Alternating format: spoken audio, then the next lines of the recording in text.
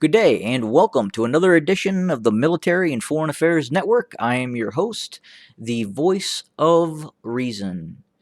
In today's ongoing coverage of the civil war taking place inside of the former state of Ethiopia, the fighting continues. The Tigrayan Defense Forces continue its very methodical advance down the A2 highway.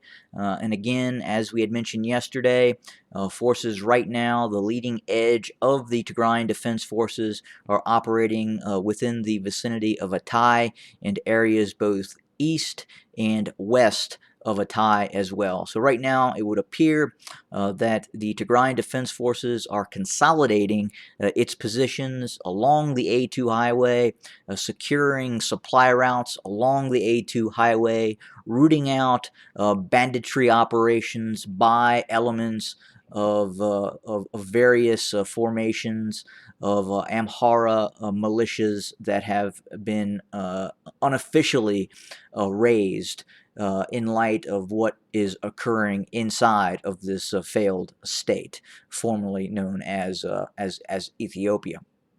But again, the fighting continues to be incredibly intense. Really, right now, we're looking at some fairly significant engagements taking place along the B11 highway towards possibly the ultimate goal of the TDF, which is to secure the vital road junction, the A1 B11 road junction near the city of Mile.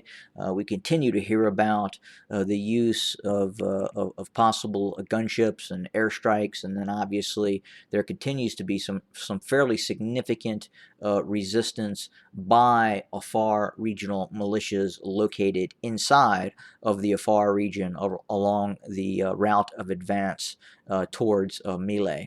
But again, the fighting is very slow going on this area.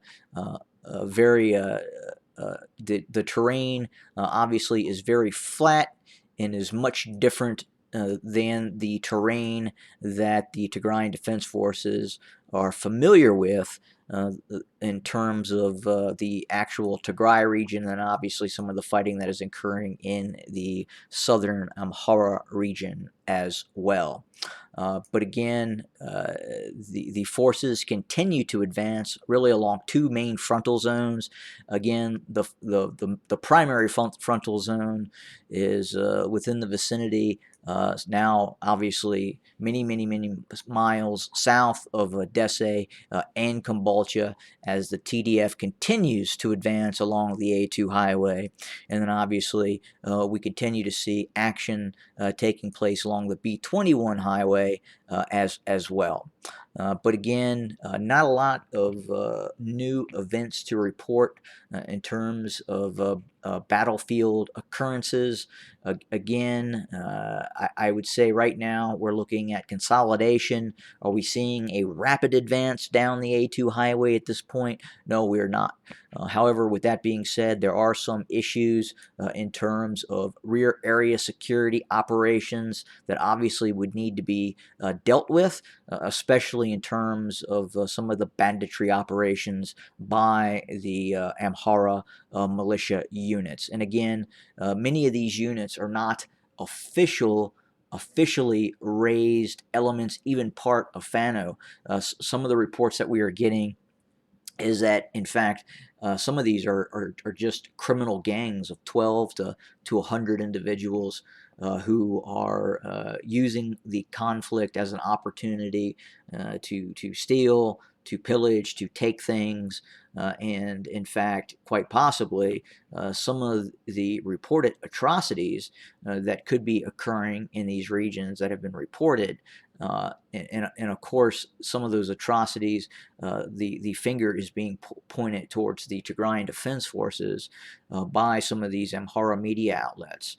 But again, you have to take a close look at what is occurring inside of the Amhara region, and especially how quickly they asked for some of these volunteer units to be fielded. Now, again, a lot of these units that were fielded are not really units, but again, criminal gangs declaring themselves as a militia designed to repel the Tigrayan Defense Forces, but in actuality, they're just that, a criminal gang designed to target individuals living in the Amhara region and take possibly their positions, their possessions, and increase their own personal wealth and power. And obviously, it's not something that has not occurred in other conflicts. We've seen it all over the globe, and it's just one of the issues that we are now seeing as part of this conflict. Again, the organizational process of the Amhara region to raise and levy its forces to defend the region were just not as organized as what we observed inside of the Tigray region. Obviously, the Amhara region relied much more on the use of federal Ethiopian federal forces as they were very close allied. So the apparatus to field a very large and well organized militia type units, something that was just simply did not exist. Now, is that changing? Possibly. Again, we continue to see those forces be raised, and then obviously, as I've talked to in the past, that we could see those forces, meaning an Amhara-centric army, actually surpass the Ethiopian National Defense Forces, the Abiy loyalists on the federal side of the equation, and obviously we've seen infighting as well. In Addis Ababa, the roundups and arrests continue. We continue to see individuals that have committed no crimes other than not possibly declare themselves loyal to the Prosperity Party and to the Abiy loyalist side of the conflict are in fact being rounded up, and now, well, it's not now, we've seen this through the course of the conflict, especially in terms of individuals who are in opposition to the government being rounded up and arrested and incarcerated, and possibly even worse. But now, if you do not have a position, then obviously that position could land you on the side against the Abiy loyalists, and that could also find you in a very, very bad place. In terms of discussions of a political resolution in terms of talks, the Ethiopian government, the Abiy loyalists, the Prosperity Party, has announced that they are willing to have discussions. Now, these discussions obviously are something that the Tigrayan Defense Forces could never possibly agree to.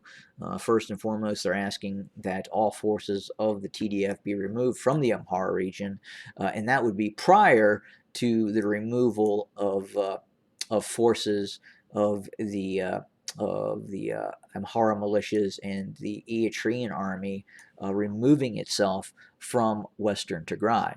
So obviously that is something that the Tigrayan Defense Forces and the body politic inside of the Tigray region would simply not be able to do.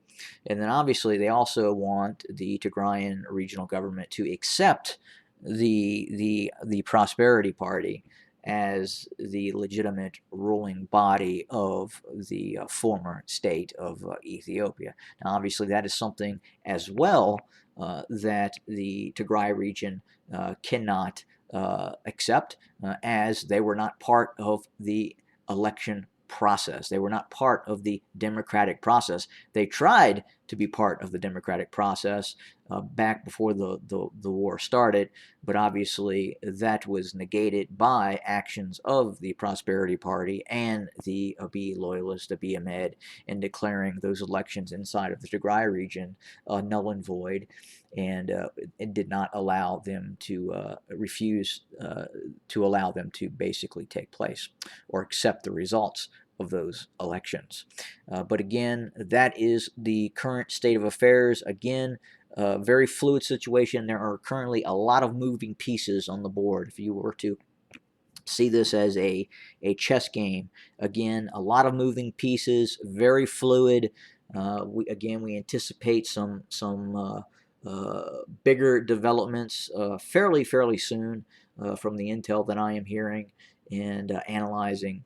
And then also we continue to monitor the situation in other parts of the world, which could also at some point have an effect on both what is happening on the ground inside of the Horn of Africa and also the uh, the coverage of the mainstream media in its coverage. We've seen more coverage of late because the Tigrayan Defense Forces have made such rapid advances and have conquered such large amounts of territory that the media has no choice but to talk about the ongoing conflict. But with that being said, we continue to watch the situation in Russia, and if there is a move by the Russian Federation against Ukraine, obviously, that would then take all media coverage and even the most horrific events taking place inside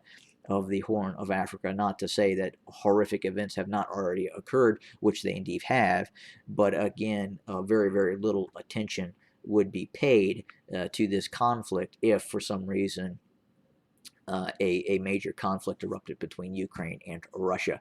Obviously, that would become the headlines. Now, this channel will continue to cover this conflict, as it will continue to cover other conflicts, such as the possible war between Ukraine and Russia. I'll do another video on some recent information I've received on that conflict, but that's what I have for today, and we will continue with more videos sometime today or tomorrow. Have a great day, everybody.